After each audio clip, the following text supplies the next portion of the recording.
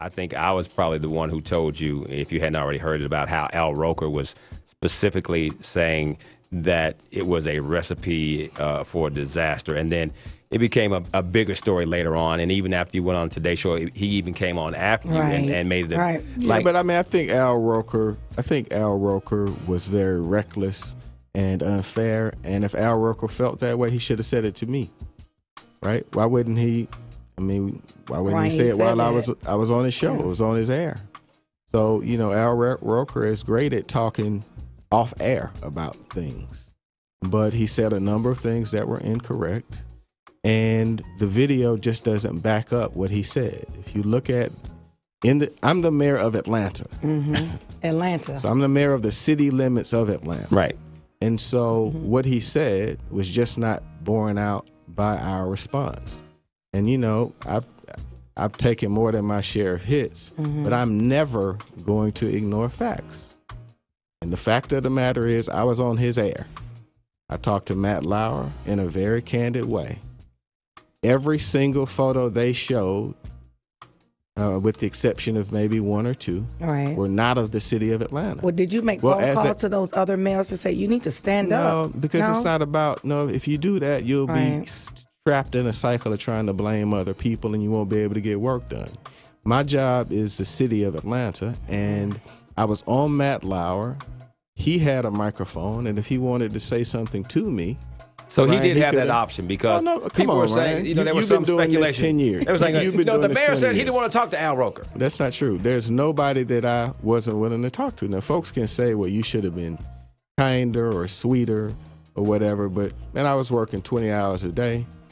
I was in my car and out in the 2 and 3 in the morning, 4 in the morning. So, I just addressed him as a man. I said the same thing to Matt Lauer that I would have said to Al Roker. I said, Matt, the images you're showing, just as a journalist, what about your own integrity?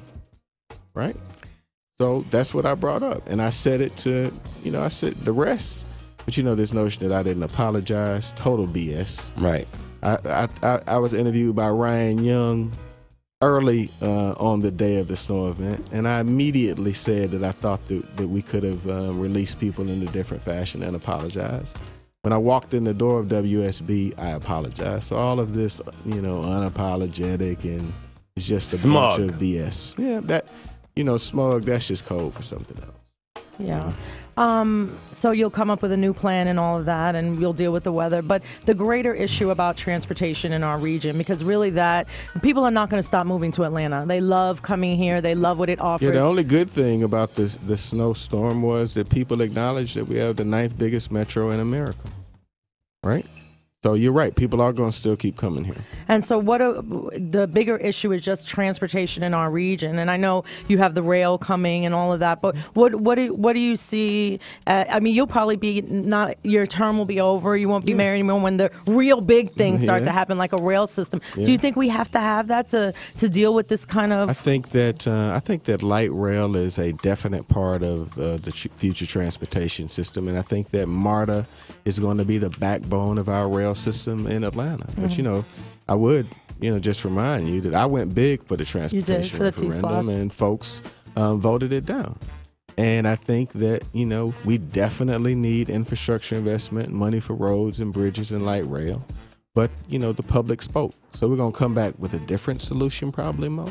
It'll probably be smaller and more modest. We'll probably allow 2 or more counties to pair on major transportation projects. But I think that more and more people are going to continue to live in the city because people just don't want to be stuck in traffic. And if you were in the city of Atlanta, you may have had a tough time getting home, but you were not on the interstates. 8:41 right now. We had 189 questions off the show Facebook page. A lot of them about the snow. I'm going to read this one. Okay, right. Azalea Hancock says, can you provide an example of a city and state in which a staggered release during an emergency has been effective? Logistics behind that concept don't seem practical. We're reviewing that right now. I'm not prepared to answer that question today, because we're going to be working on it today and getting information from people who've done this same thing. Exactly. So I'm meeting, as I said, when I made that recommendation, I gave you my thinking. And I also said that I'm going to have other people check my thinking. So we're going to be having meetings on this today. And if folks tell me that's a dumb idea, then fine. But they're going to have to persuade me that that's a dumb idea. Because during the day, we have 1 million people who come into Atlanta, and our city's 430,000 people. So the question becomes how to get those folks out in an orderly fashion.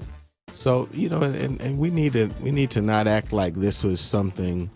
We let people out in the way that we've been doing it in Atlanta for years. Right. So everybody's independent. So the way that it has been done in the past is the state releases their employees, private businesses release their employees, I release city employees, and APS, we're all independent. So what we have to do is break through all of that. I think either the governor or my office is going to take the lead, and then call it.